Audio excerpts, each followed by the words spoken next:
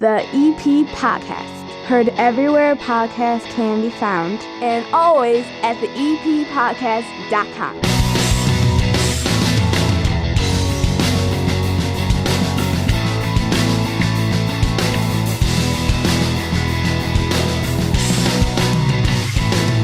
And belly on up to the 9-foot homemade oak bar. Pour yourself a cold one. This is the EP Podcast. Sitting at the other end of the bar right now is Hannah. John Brand going to be joining us shortly. He's going to be unveiling a brand new beer from local brewery Open Outcry.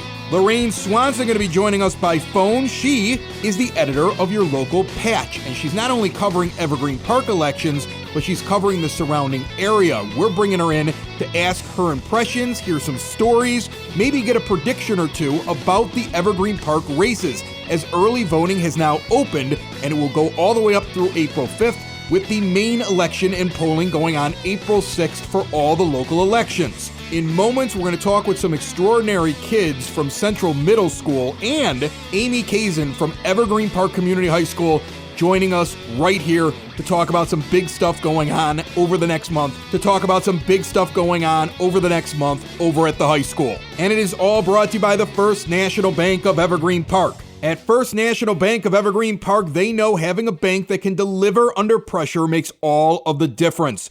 When the pandemic hit, local businesses needed help securing Paycheck Protection Program loans, and they turned to them. Other banks sent them away, but a local community bank was there for them. And when they weren't sure they could keep the doors open, the First National Bank of Evergreen Park also jumped in to help. That's because they know our local businesses help strengthen the entire community. 13 businesses in the Evergreen Park area received more than $3 million in loans through the First National Bank of Evergreen Park, over 200 local jobs saved. They will also be there for you with personalized banking solutions you can rely on, especially during uncertain times. To learn more about the difference, make an appointment right now with a local banker at bankevergreenpark.com/4U. Member FDIC, equal housing lender. About a month or so ago, I got to sit down with Central Middle School students and do like an online class with them. They were asking an awful lot of questions about how businesses locally had gotten through the pandemic, things that I had seen, the good and the bad, and they had reached out to me because of the EP podcast and how we've dealt with so many different local businesses and how we've talked about it on the show before. And now we have this class joining us by Zoom because these kids have come up with some ideas. So first off, I would love it if you guys would just introduce yourselves to me or just say hi. Okay, we have Maddie. We actually have two Maddies. We have a Margaret and we have Janaya. Hello, girls. How are you? Good. How are you? Thank you for joining me. I know it's weird that we're doing the whole thing over Zoom, but that's the way that the world is. Although the good news is it seems like it's going to open up very soon if you keep looking at the reports and the vaccines coming out. And I think you guys are going to get a much more normal school year next year. That's what I'm hoping for you. But it's amazing after all the things that you went through, just yourselves having to adjust so much in school, you have this concern for local businesses. Can you guys tell me a little bit about what you've been working on?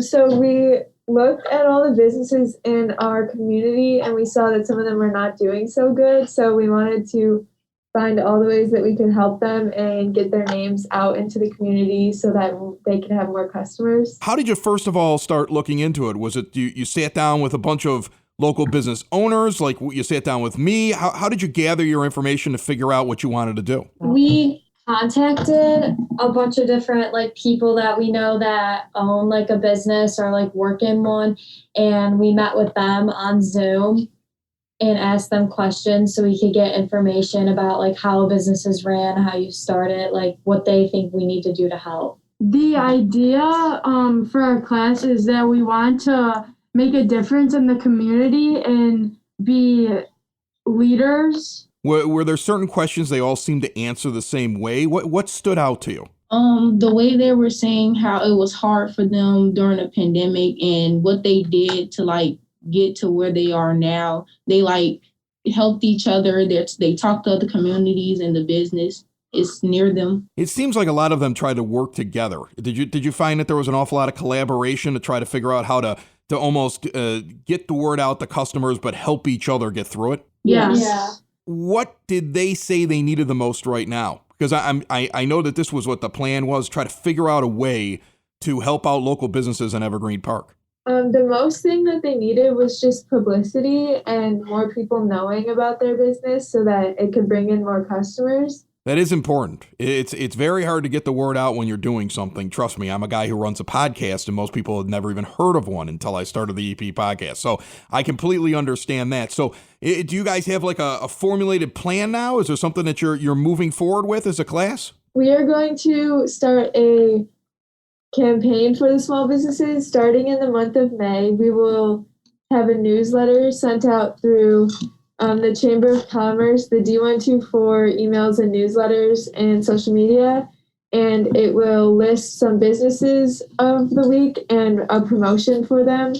The promotion will be 5% off a $25 purchase or something similar to that so that we can draw more business into their company. So you guys are going to be promoting local businesses, and then you're sitting down, you're working out with them all individually, specials that they can run that you could promote so that you can bring in more business for them. Yes. Yeah. And we also, we want to do like a few different businesses each week of May. So we want to do somewhere like 4 or 5 each week and try and like promote those ones like every week. And do you already know which businesses you're going to use, or are you still looking for some? We've been reaching out to a lot of businesses this past like week and a half, and only a few have responded and said yes and are meeting with us. But we still have a lot that we're planning to meet with and email and call. If I have a local business that's listening right now to the EP podcast, is there a way for them to reach out to you so that they can talk to you and see whether or not they could be part of this? Yes, you can. We have a website, we have social media, and you can also email our teacher. Oh, are we going to give out the teacher's email? Is that cool? Yes, the school email. Oh, Yes. okay. It's MRALEIGH@d124.org. All right. And remember, it's a podcast, folks. So you can pause, you can go back 15 seconds. You can repeat that as many times as you need to so you get that email address. So they'll email, and then you're going to try to figure out a roster and put something out each and every week here in May to try to promote local businesses. And I would imagine the ones that you're working with so far are pretty excited about this, and also probably surprised that a group of young people, I mean, when you think about what you kids have had to go through this past year, I keep saying that the ones that were hit the hardest, even more than I think the businesses, were kids, and the way that their school year had to be altered and the things that they were normally going to get to do. And yet you instead are thinking of others and coming up with this plan. I think it's very commendable. Yeah. Thank you. Thank Thank you. In the first month of May, that's when we're starting, which is Small Business Week. Make sure that you check the D124 emails or the Chamber of Commerce emails so that you could find our promotions. This is a great group of kids. I know there's only 4 that are on right now, but how many kids in the class? Can you give me a guesstimate if you don't know the exact number that have been working on this? We have 28. Some are in school, some are online. 18 in person and 10 remote. It's a civics class. So they are trying to be civic leaders in the community. So they brainstormed issues in the community at the beginning of the year. And this is the issue that they thought was most pressing for the community that they wanted to do something for. So it was all choice, and it was all their choice as leaders in the community. You guys had a big group when I talked to you about a month or so ago, and I was impressed by not only how smart you are, but the questions that you guys would ask me when you were trying to formulate this plan. And it sounds very exciting what you're moving forward with. And Maddie, Margaret, and Janai, I really appreciate you coming on and telling us about it on the EP podcast. Thank you for having us.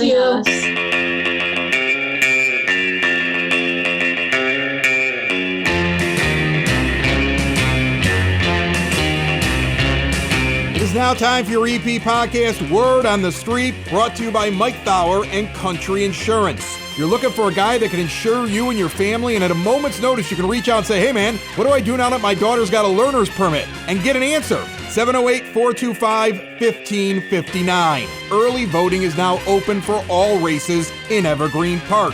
You can do that at the Oak Lawn Village Hall, 9446 South Raymond Avenue. Election Day is April the 6th. We're almost there. The Evergreen Park Recreation Department has extended sign-ups for their spring soccer league. $75 residential fee, $85 for non-residents. Get more details at evergreenpark-ill.com. And we all know the Easter Bunny is going to be at the Evergreen Park Rec Center on April the 1st. But would you like the Easter Bunny to deliver your order to you? A fun idea from Durbin's of Evergreen Park, Sunday, March 28th through Saturday, April 3rd, 4 p.m. to 8 p.m. Limited slots available. But if you make an order through Durbin's, they will have the Easter Bunny come to your place. There's even pictures included with the kids. Make sure when you order, you specifically request the bunny to make the delivery. Give them a call now, 708-499-0022. That's your EP Podcast Word on the Street, found everywhere podcasts can be found and always at the EPPodcast.com. This is Kelly Burke. I'm running for mayor of Evergreen Park on the Good Government United Homeowners slate, along with Clerk Kathy Aparo and trustees Norm Anderson, Mark Phelan, and Carol Kyle. We are all longtime village residents, and we've been bringing you honest, efficient, and experienced government for 20 plus years. Honest, efficient, and experienced government, the kind Evergreen Park residents want and expect. Evergreen Park has safe streets, vibrant neighborhoods, beautiful parks, and updated facilities. We have thriving commercial development with more to come. Our Good Government team has helped make Evergreen Park a great place to live, work, and raise a family. Let's keep it going. Vote for Kelly Burke and the Good Government United Homeowners team. The election is April 6th, but early voting starts on March 22nd. This ad was paid for by the Good Government United Homeowners Party. I love me the new John Brand as he sits down here, the owner-operator of Open Outcry, our adopted brewery of Evergreen Park. How are you, John? I'm well, thank you. What does that mean, the new? The relaxed John Brand. Like you went on your first vacation in a long time, and you got back, and relaxed. You're chill, and you got a stogie now you keep in your mouth, and you just you're even more relaxed at the bar. Like you lean against the bar, like, hey, what's going on? How are you? You're a happy guy. The vacation helped, and 41 years without a nicotine habit out the window. These have helped as well. I don't know what this is. You don't even have to light it. You're just sitting here with an unlit cigar. Do you like them, or do you just chew them? I do like them. In fact, but because I it don't. It was like the end of a pen cap. You've just been gnawing on. Just so I don't end up smoking 10 of these a day, I'll just dangle it in my mouth for a couple hours, and then I can get by with one or two. Yeah.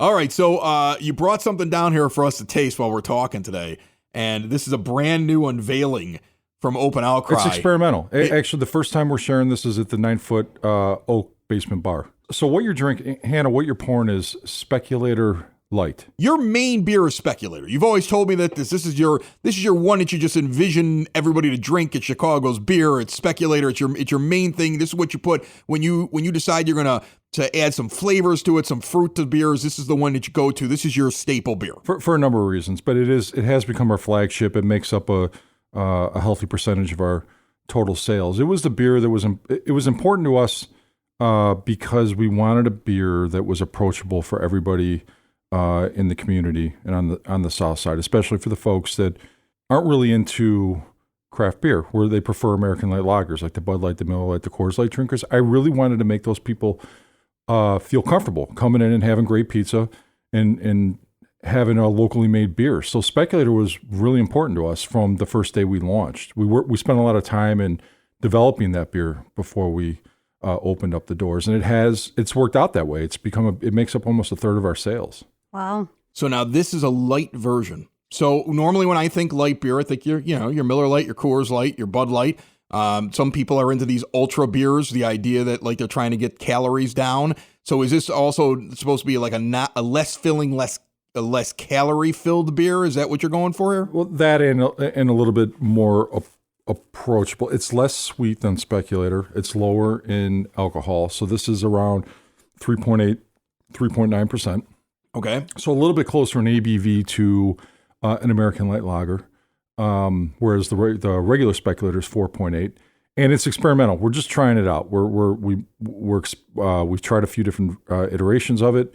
We felt good with this one, so we made a couple kegs of it. We started selling it 2 days ago, and this is the first time I'm talking about it or sharing it with anybody right here on the EP podcast. That's awesome. I appreciate that. Yeah. It's tasty. It's a good light beer. This comes from a guy that when it comes to light beer, always drink his dad's Miller Lite, doesn't like Bud Light, and can kind of stand Coors Light. Like, I'm not a big light beer drinker.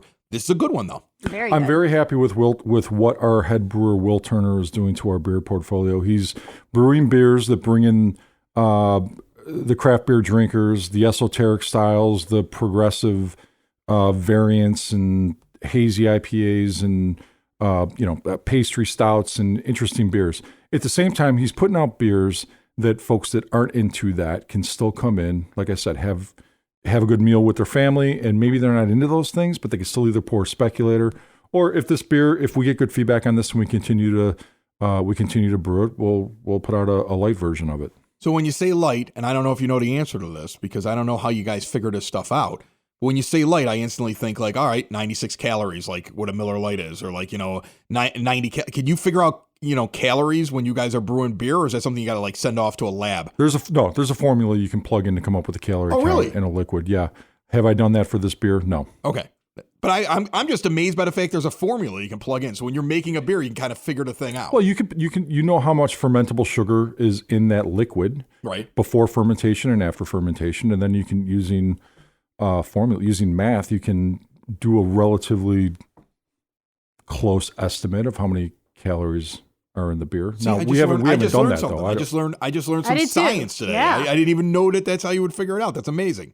It's either that or send it to us buy a spectrometer, which costs a couple $100,000. That's ridiculous. Don't do that. Just use the formula. John Brand, Open Outcry Brewing, 10934 Southwestern Avenue, right outside of Evergreen Park. Check them out, openoutcrybrewing.com. Thanks a lot, bud.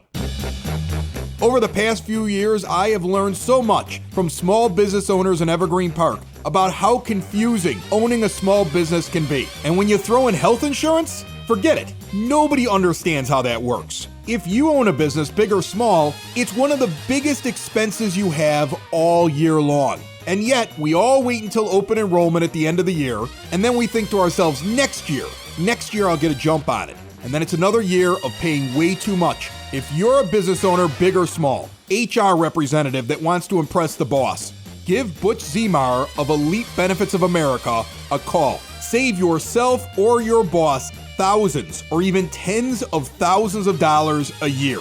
Reach out to Butch right now, 708-535-3006, or shoot him an email, butch@elitebenefits.net. And be sure to check out the Zemar podcast. Don't wait till the last minute. Put Butch Zemar to work for you now.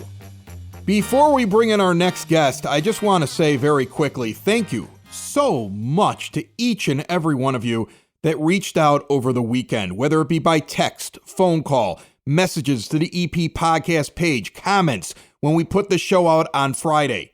Your support was overwhelming and humbling at the exact same time. And as long as there are people that think the world is flat, there will always be a certain percentage out there you'll never have on your side.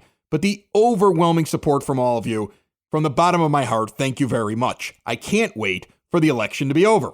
Now, the lead person for the Patch in Evergreen Park and covers the surrounding area for the Patch and has covered many a political race.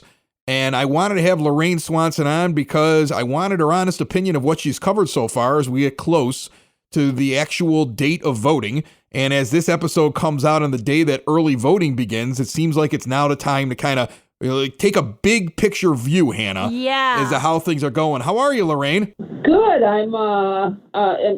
Thank you for having me on your show. Oh, thanks for coming on. I appreciate it. And I guess the first thing I'd have to ask you is, Hannah and I are, I think, a little shell-shocked by some of the things that we've seen during a very simple village political race. I mean, we've got two mayoral candidates going for a long-held mayoral seat from a retiring mayor that seems to be beloved. And then we have a group of trustees that have been around for a while. And we've got a couple of new trustee candidates, one that I've heard from on Facebook and the other one that I've not heard from very much. And there's been some weird little things that have happened. And when you look at the race right now, all these races in Evergreen Park, is this business as usual during an election, or have you seen some things that have just kind of struck you as strange for a village election? Well, Evergreen Park is usually so calm, and the village board meetings were probably the only ones I attended. that I didn't walk out with a migraine like I do other communities that I cover. We have, two mayoral candidates, and one is endorsed by the mayor, and I've heard from Mr. Salazar, but not the other challenger. He's told me he's busy, and so he didn't respond to our candidate questionnaire that I sent him several weeks ago. One of the challengers has responded to you, and the other one you haven't got. I haven't heard anything about the other guy. Like right now, it's very hard for me to walk in. Like it feels to me like there's 3 incumbent trustees and one legitimate challenger to try to take one of those 3 spots, and then just another name that's on the ballot, which has really struck me as odd. He's certainly been nice when I've gotten in touch with him, and he seems very busy at work, and I haven't seen him out campaigning. And if he's listening and wants to correct me, let me know, and be happy to talk to him. But, Mayor Sexton is beloved, and there's a lot of tributes. The Youth Baseball League, they're wearing team shirts with his name on the back, and I know that there was a little bit of fireworks when you had one of the 2 mayoral candidates, Sean Good, on your show. And I, too, talked to Mayor Sexton, and he was not happy. And I've asked for documentation, people to talk to about, in her words, speculation, and she hasn't been able to produce that. There are a lot of Kelly Burke signs out there on front lawns, and it's good that she's taking the race seriously and asking people for their vote. Of course, as you know, Chris, lawn signs don't vote. We do our best to reach out to candidates, give them a chance to respond to our questionnaire. Voters can make informed decisions when they go into the polling place. And I just want to urge all your listeners to please go out and vote in the April 6th election. As you mentioned, these elected officials, they're going to have the most direct impact on you, on your property taxes, on issues in your community. What do you think? I mean, I'm going to be honest with you. We made a comment on our Friday show. I was vexed. Hannah knows I was vexed. I feel like, especially people that are new to politics, almost need to contact somebody like you or me or somebody who works in PR or somebody that's got a little bit of experience in like being out in the public forum, because you can't blame them entirely for making missteps because they've never done it before. But it seems like the newer candidates to this whole thing have stumbled. And and when Sean Good's comments on our show was a stumble, I thought, because it opened up the door for Mayor Sexton to challenge her to prove what she said. And he's not even running. Right. No, he's not even running. He's not even running. It can't be a good look for her. And there was a thing. Like, I kept thinking to myself, like, that didn't benefit you running. Well, I have to. I think running for any office is hard, and you don't always make it on your first try.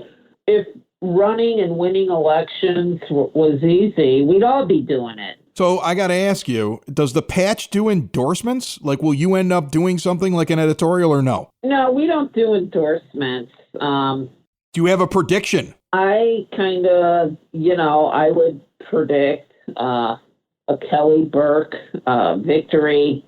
But I've seen write-in candidates come within 7 votes of winning a seat on the village board. That happens.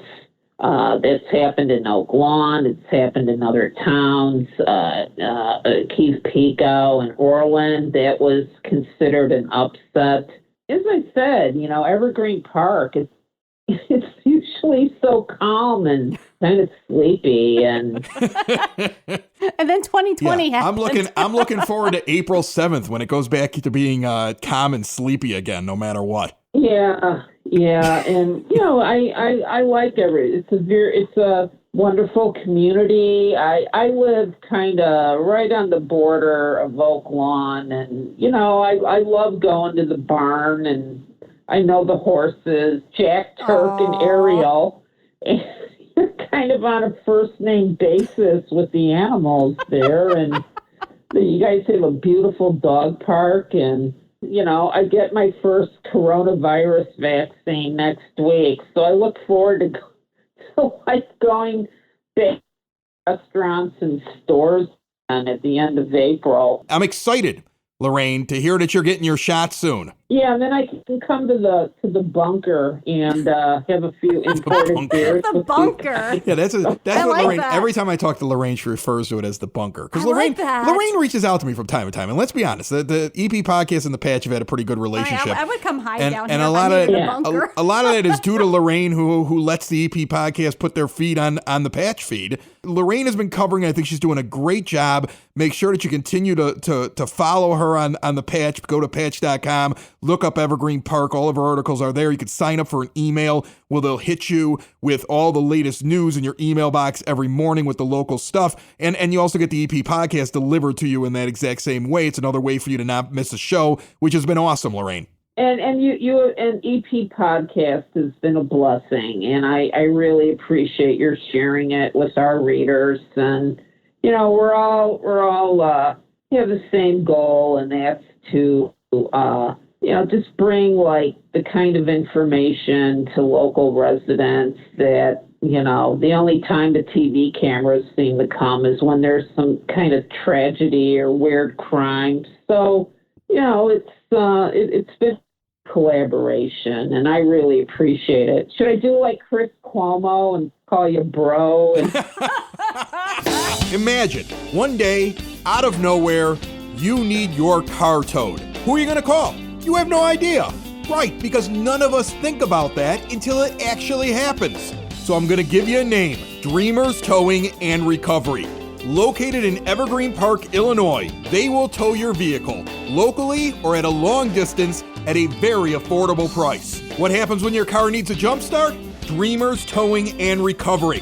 What happens when you're locked out of your car? Dreamers Towing and Recovery. You got a junk car, you don't know how to get rid of it, and you just want to move along and get some cash? They buy your junk cars. Covering the EP and the surrounding south side of Chicago, Dreamers is there when you need them with 24-hour service. Call them 773-410-4549. 773-410-4549. Turn a sudden nightmare into a dream with Dreamers Towing and Recovery.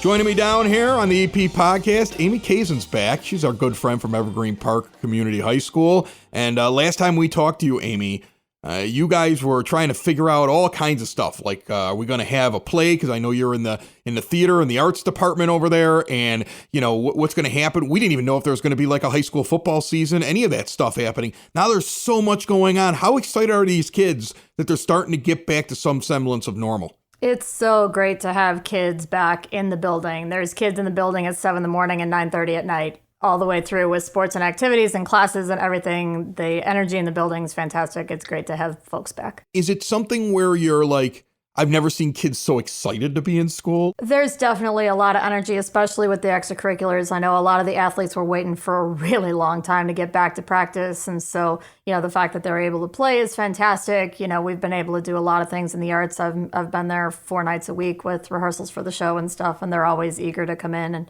because it's not just about the activity that they're a part of, but it's about being able to be social within that activity too and not be on a screen for a little while.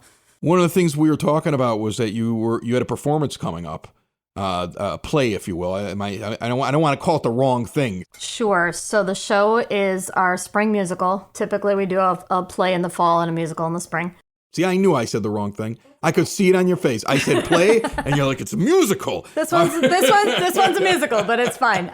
It's called Working. It's by Stephen Schwartz, who wrote Wicked. It's a collection of oral history interviews that were originally done by Studs Terkel in Chicago in the 70s. And folks like James Taylor and Stephen Schwartz, and with the revised version, Lin-Manuel Miranda, who wrote Hamilton, have all contributed songs to tell the stories of people who work. And the overall theme of the show is just about how people who work want to feel validated. They want to feel appreciated for what they do. They want to feel like they get some kind of fulfillment out of their career. And it's all of these stories that, some of them from the 70s, some of them from the update in 2012, that I think are just really going to resonate with a lot of people, especially right now. Very cool. So now, when will people be able to see it? Is it like an online thing? Is there going to be actual like spaced out seating? How are you guys doing it? So our senior cast and crew members have been given permission to have their parents in for the live recording, which is great. Because awesome. For them to be able to see that last show live is really great. And for the rest of the cast, just to have some audience actually in the room when we record is huge, to get that applause, to get a little bit of laughter, to see the tear in the eye of somebody, because there's a couple of really poignant moments in this one. But for the general public, access will be a stream on March 26th and 27th at 7 or Sunday the 28th at 2. The link is up all over our social media pages and on the website with convenience fees. I think it costs $5.12 to stream to your house for however many people are in the household. That's awesome. That's really, really cool. That should be an awful lot of fun. Now, you also now, with football, get homecoming, right? We do. Which is funny. Homecoming in the spring, but homecoming, which, if I'm not mistaken, comes almost right after this event. Almost immediately after. Yeah, there were a lot of folks in the conference who just did a virtual like spirit week for homecoming in the fall, not knowing what was going to happen. And we rolled the dice and said, you know what, homecoming goes with football. And so we're going to cross our fingers that football is going to happen. We won that roll, and good roll. That's a good roll. You think about where we were at in fall. I mean, that was a good roll right there. It was a little risky, but you know, it was worth the risk because homecoming is happening. Homecoming is the week of March 28th. So yes, right immediately after the show, and we're maintaining so many of the traditions that have been there since I went to school there, which is really cool to see. The homecoming game itself is on April 1st. We play Argo. It's the third regular season game, the third home game. But the community can join us in a little bit different way on the Tuesday the 30th from 4 to 5:30. Our homecoming parade, which typically goes through the Southwest Quadrant, we usually head down 99th and then come around by Southwest. You've probably seen it. Yeah, we're on 99th for years. I mean, from the moment my kids could get up and run out there to catch the candy. Yep. That has happened and gone right in front of my house. Yep. And normally I don't know what day it is until I see people starting to line up on my front lawn, and I'm like, oh, there must be the parade today. So you don't know, you're not doing that though this year, are you? Nope. So we're gonna have you come to us instead. So the parade, the teams and the floats and the clubs and everything that typically parades for the neighborhood is going to line up in a really similar fashion to the way we did for our drive-through Halloween.